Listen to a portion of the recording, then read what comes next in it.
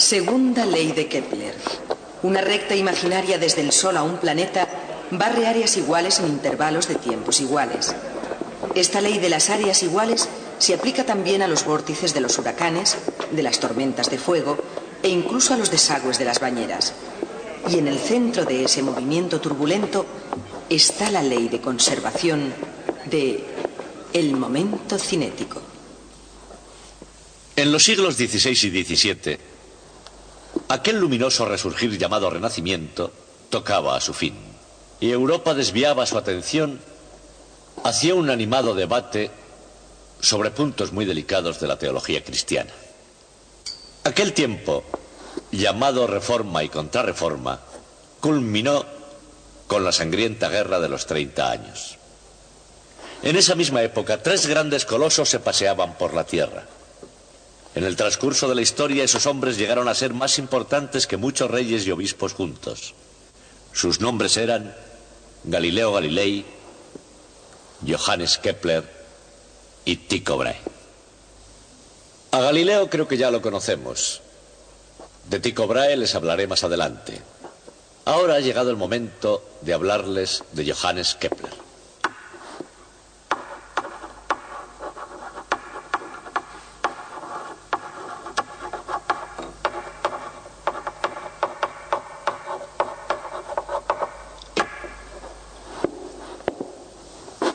Kepler no parecía ser ningún coloso. Era un hombre bajito, delicado y corto de vista. Padecía de fiebres y trastornos gástricos, y cíclicamente sufría depresiones profundas y desmedidos entusiasmos. Generalmente, siempre asociados a algún descubrimiento científico, conseguido o que creyera haber conseguido. Era además profundamente honrado. Y, por ejemplo, describía a su propia madre como una mujer muy habladora y de mal genio, y a su primera esposa como gorda, confusa y crédula. De igual forma escribía sobre su trabajo, sobre la forma de realizarlo, sobre sus fracasos y sus sentimientos al realizarlo. Todo ello además de escribir sobre lo que realmente había descubierto. No es esa en absoluto la forma como se escriben hoy en día los documentos científicos, que más bien parecen un triunfo sin mancha, de lógica inexorable. Lo que nunca es verdad. Kepler fue también un místico. En realidad era un astrólogo profesional. En aquellos días los matemáticos tenían que hacer horóscopos para ganarse la vida. Y Kepler decía que todos eran charlatanes e impostores. Es decir, todos los astrólogos lo eran, menos él. Se hizo su propio horóscopo, partiendo de que fuera concebido a las 4:07 de la madrugada del 16 de mayo de 1571. Bien. Puede que lo fuera o puede que no. Esa noche era la noche de bodas de sus padres, y él nació 7 meses después. Fue un auténtico genio. Por ejemplo, buscando una solución en una discusión sobre la forma de los barriles de vino, estuvo a punto de descubrir el cálculo integral.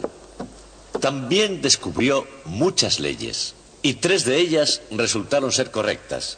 Es por esas 3 leyes por las que se recuerda a Kepler.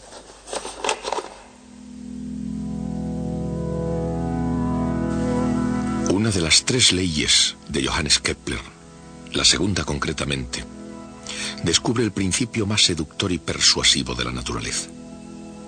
Un principio que explica la forma de las galaxias y la furia de los huracanes. E incluso esos remolinos relativamente tranquilos de la bañera familiar. Al final, la segunda ley de Kepler se vio como una simple consecuencia de la ley de conservación del momento cinético.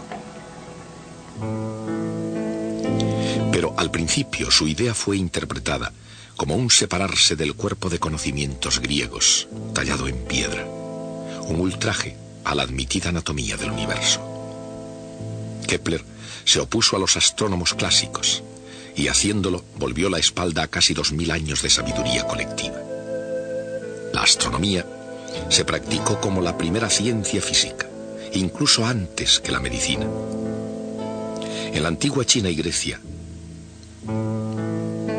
en Babilonia, en Alejandría por los años del nacimiento de Cristo, En Copan, centro científico sagrado de los mayas. En aquella sabiduría del califato de Bagdad. Y en la Alhambra mora donde el arte y las matemáticas se combinaban para realizar grandiosos proyectos. Allá donde la gente confiaba en los ciclos de la naturaleza, y eso ocurría en cualquier lugar donde se plantaran cosechas, la gente confiaba en los astrónomos para que les enseñasen el camino presagiado por las estrellas. Cuanto más sabían del cielo los astrónomos, más eficaces eran en la Tierra. Así que intentaron hacer una reproducción del cielo en la Tierra, un modelo de universo que duplicara la configuración estelar que durante tantos años, noche tras noche, habían observado. No fue tarea fácil, ni siquiera para las más selectas mentes de la Edad de Oro.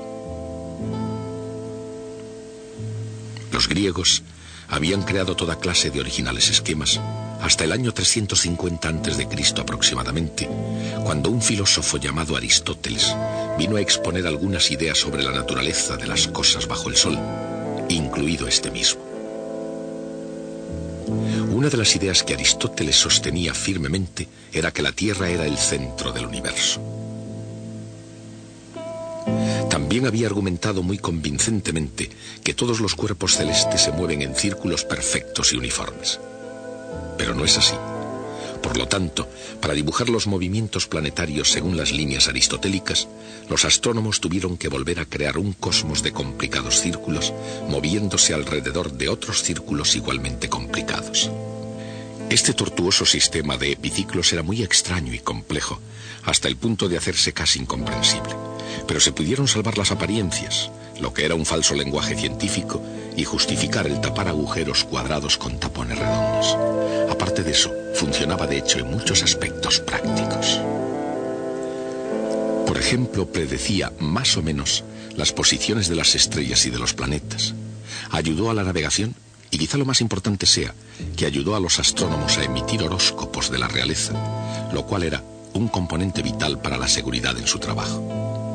Sin duda alguna, aquella idea aristotélica de la Tierra en el centro del universo, con todos los movimientos circulares uniformes, era una idea que satisfacía a casi todo el mundo. A casi todos, excepto a Nicolás Copérnico, quien hacia el año 1500 escribió un libro que fue como un ciclón intelectual. La revolución de las órbitas celestes. En sus páginas había ideas lo suficientemente poderosas como para arrancar a la Tierra de raíz y lanzarla violentamente al espacio, abandonando los propios cimientos de la ciencia física en el proceso. En un capítulo que por lo demás era inocente, Copérnico volvió a crear el universo y puso en su centro el Sol, no la Tierra. Situó la Tierra como si se tratara de otro planeta más en órbita alrededor del Sol. El universo de Copérnico era una idea más revolucionaria que cualquiera de las anteriores o posteriores a ella. De hecho, a partir de Copérnico, la palabra revolución ha significado cambio radical. Sin embargo, incluso tratando de derribar el fuerte aristotélico, Copérnico conservó la práctica profundamente arraigada del oficio de astrónomo para salvar las apariencias. Se atrevió a decir: los planetas giran alrededor del Sol y no en círculos perfectos a velocidades uniformes. Sin embargo, no se atrevió a decir nada más para salvar las apariencias. Copérnico concluyó su libro dando vueltas a la vieja historia de los epiciclos. Así, al final, su sistema no solo era tan extravagante como el que pretendía sustituir, sino que su revolución quedaba casi escondida detrás de la cortina de humo de la complejidad astronómica. No obstante, tales ideas provocaron la chispa que encendió la imaginación de Johannes Kepler. Kepler sabía que Copérnico había socavado la estructura del primer gran aforismo de la antigüedad. Y desde que la Tierra ya no era el centro estacionario del universo, Kepler era libre para dejar de lado el movimiento circular uniforme.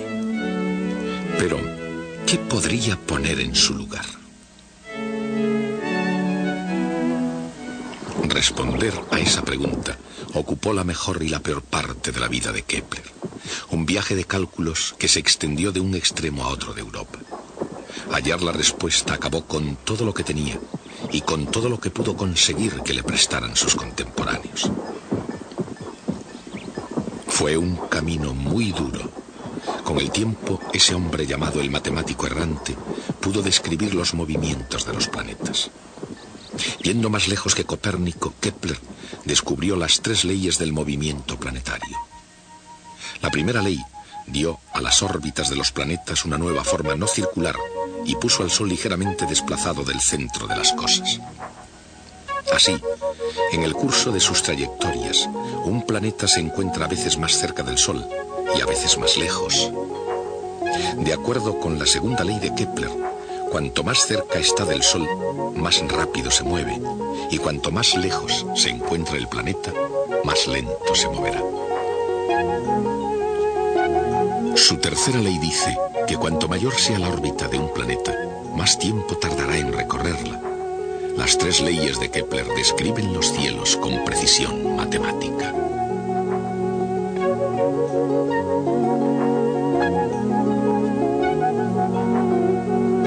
Al mismo tiempo, sus principios también se aplican a nuestras cosas. La segunda ley de Kepler explica por qué incluso las más juguetonas espirales de agua en los desagües se forman de una manera muy específica. Dando vueltas y vueltas en círculos cada vez más rápidos, el agua finalmente se abre y forma un agujero en el centro, un remolino que los científicos llaman vórtice. No todos los vórtices son sosegados y están bajo el control del hombre. Una corriente de aire ascendente que comienza moviéndose en suaves círculos puede girar sobre sí misma hasta formar un temible vórtice, el huracán. Como cualquier astrónomo del siglo XVII, Kepler estaba interesado en la meteorología, pero su búsqueda de la respuesta al porqué de ese movimiento de los planetas le condujo mucho más allá de la atmósfera terrestre. Nunca llegó a explicar por qué los planetas se movían con más velocidad cuando estaban más cerca del Sol. Para eso se necesitó a Newton, pero Kepler descubrió cuánto más rápidamente viajaban al acercarse al Sol. Cuando un planeta gira alrededor del Sol, el vector desde el Sol al planeta barre áreas iguales en tiempos iguales. Cuando el planeta está lejos del Sol, moviéndose despacio, barre un área en un cierto tiempo. Cuando está más cerca del Sol moviéndose a más velocidad, barre el mismo área en igual cantidad de tiempo. En 2 gestos amplios, ahí está la segunda ley de Kepler.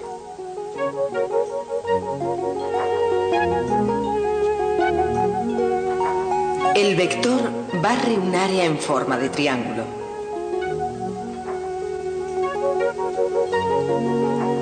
El área del paralelogramo formado por 2 vectores es su producto vectorial.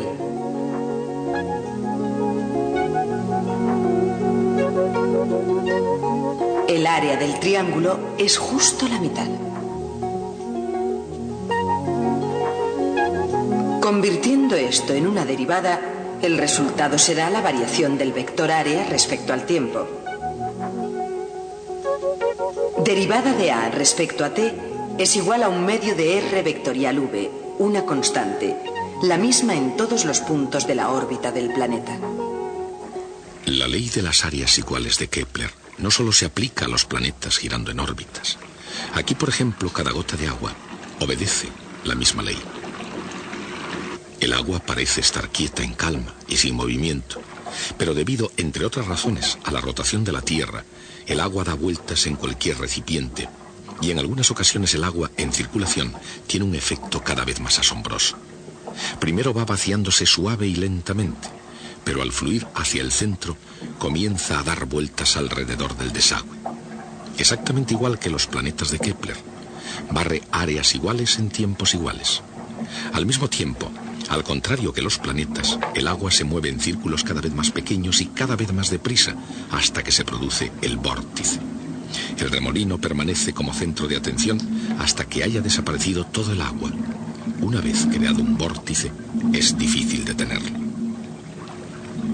Los objetos que giran o que dan vueltas, como un planeta, el agua o incluso una patinadora sobre hielo, obedecen todos a la misma ley básica. No es la ley de áreas iguales, que es una consecuencia relacionada pero incidental con una ley más profunda de la naturaleza. Es la ley de la conservación del momento cinético. Pero, ¿qué es el momento cinético y cómo funciona? La conservación de la cantidad de movimiento viene de la ley de Newton. Fuerza igual al ritmo de cambio de la cantidad de movimiento. Si no hay fuerza, la cantidad de movimiento no cambia, es constante. Dicho en otras palabras, se conserva la cantidad de movimiento. Pero cuando el movimiento es angular, se produce un extraño efecto. Incluso si se está aplicando una fuerza a un cuerpo, algo puede todavía ser cero.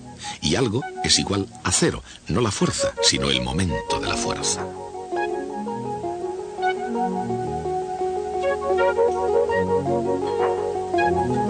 Para expresarlo matemáticamente, R vectorial por F igual a cero.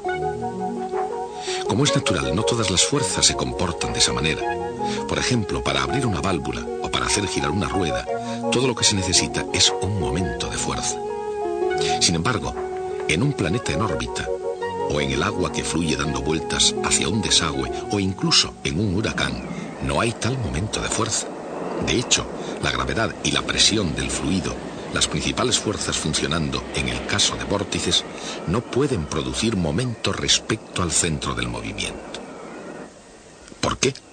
Porque en esos casos R vectorial por F es igual a cero. Cuando la fuerza es cero, se conserva la cantidad de movimiento. Cuando R vectorial por F es cero, alguna otra cosa se conserva. Entonces, ¿de qué es derivada R por vectorial F? Hallamos la respuesta derivando R por V. Aplicando la regla del producto, derivada de R con respecto a T es V, y el producto vectorial V por V es cero.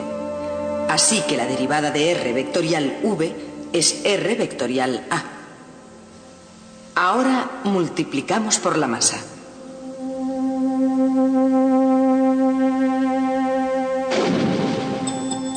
L es M multiplicado por R vectorial V. Si R vectorial F es cero, se conserva la magnitud L. L es el momento cinético. R vectorial F el momento de fuerza. Se dice simplemente momento. Por ejemplo, un planeta en órbita no tiene ningún momento. Conserva el momento cinético. Eso es por lo que la segunda ley de Kepler es cierta. De acuerdo con la ley de inercia, un cuerpo en movimiento rectilíneo continuará con velocidad constante a menos que se aplique una fuerza sobre él. De forma similar, un cuerpo que gira continuará girando en la misma dirección a menos que se aplique un momento sobre él. Esa es la esencia de la ley de conservación del momento cinético. El momento cinético, L, es un vector que sigue la regla de la mano derecha. Para el movimiento circular, donde V y R son perpendiculares, el módulo de L es mRV. Para que L se mantenga constante, a medida que el círculo se hace más pequeño, la velocidad deberá ser mayor.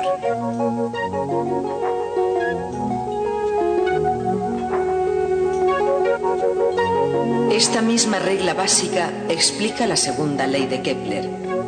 En una órbita elíptica, un planeta debe moverse más deprisa cuanto más cerca esté del Sol, y más despacio cuanto más alejado esté de él. La misma idea también se aplica a una patinadora sobre hielo cuando está girando sobre sí misma. Si no se aplica momento, cuando recoge sus brazos todo su cuerpo girará con mayor rapidez para conservar el momento cinético. Por supuesto, entre el agua caliente y el hielo hay una considerable diferencia, pero la física es siempre la misma. Al no estar el agua en estado sólido, carece de viscosidad suficiente para poder soportar ningún momento. Su principal fuerza está dirigida hacia el agujero para reemplazar al agua que escapa. Lejos del centro, el agua da vueltas perezosamente en grandes círculos. Pero a medida que es obligada a ir hacia el centro, su velocidad va aumentando hasta que, como en un tornado, se convierte en un vórtice. Un tornado es el mismo fenómeno que el del remolino en una bañera, solo que al revés. Este vórtice comienza forzando a que circule aire hacia el interior para reemplazarlo.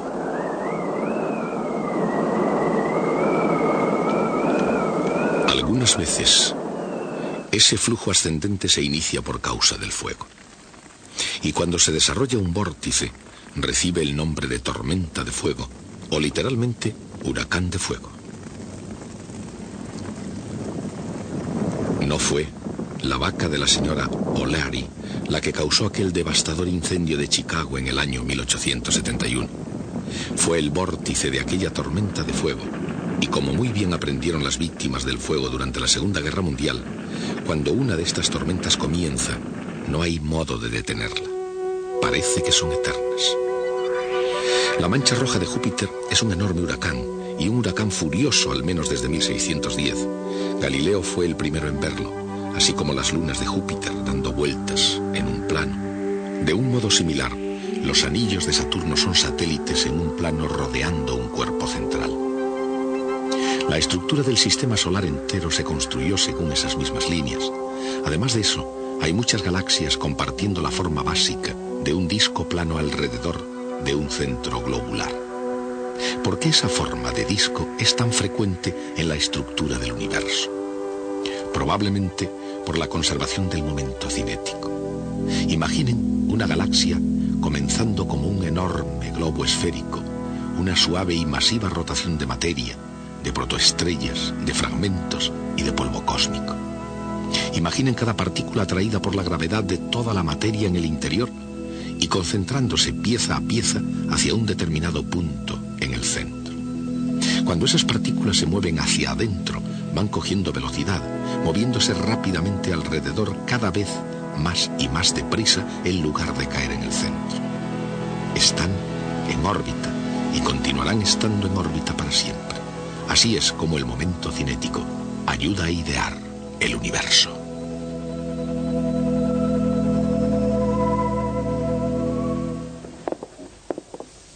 En 1562 hubo una gran conjunción de los planetas superiores. Este acontecimiento fue observado con angustia por un mundo empapado de astrología. Las antiguas tablas astronómicas estaban equivocadas en unos días en la predicción de tal acontecimiento. Y las nuevas tablas de Copérnico estaban aún peor. Todo esto causó un efecto asombroso en un joven aristócrata danés llamado Tycho Brahe.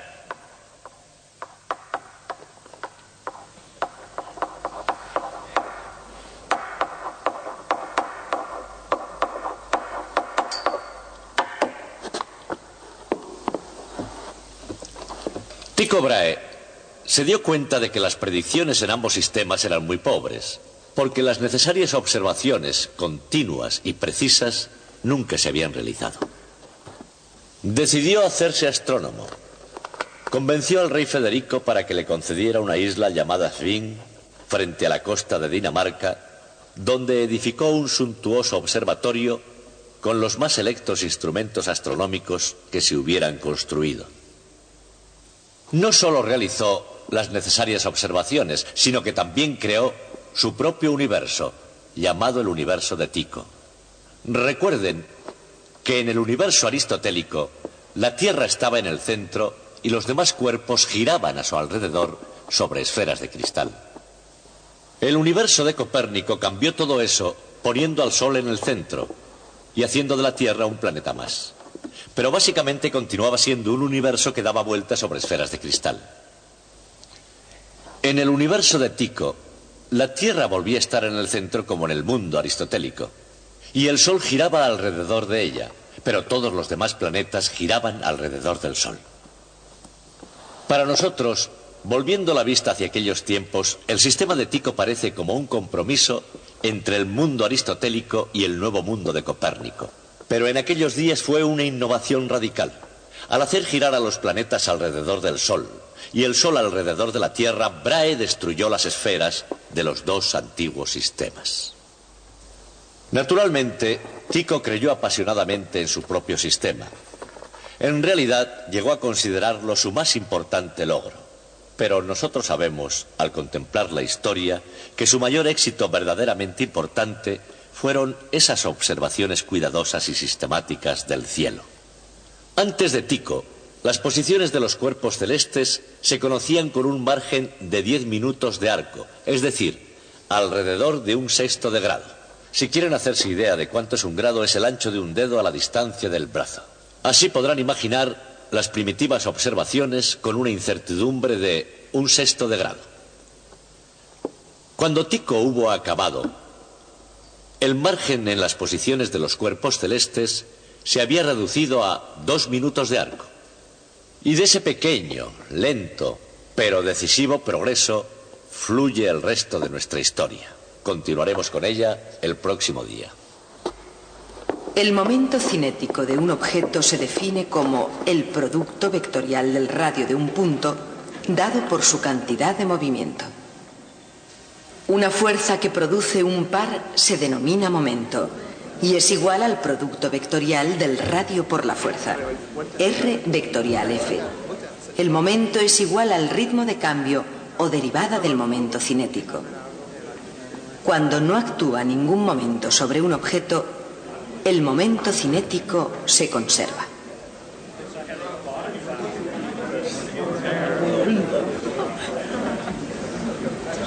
Marvin is my friend. Well, Dave's yeah, unfortunately. It's not good to be out there. Sure it is. You come back late.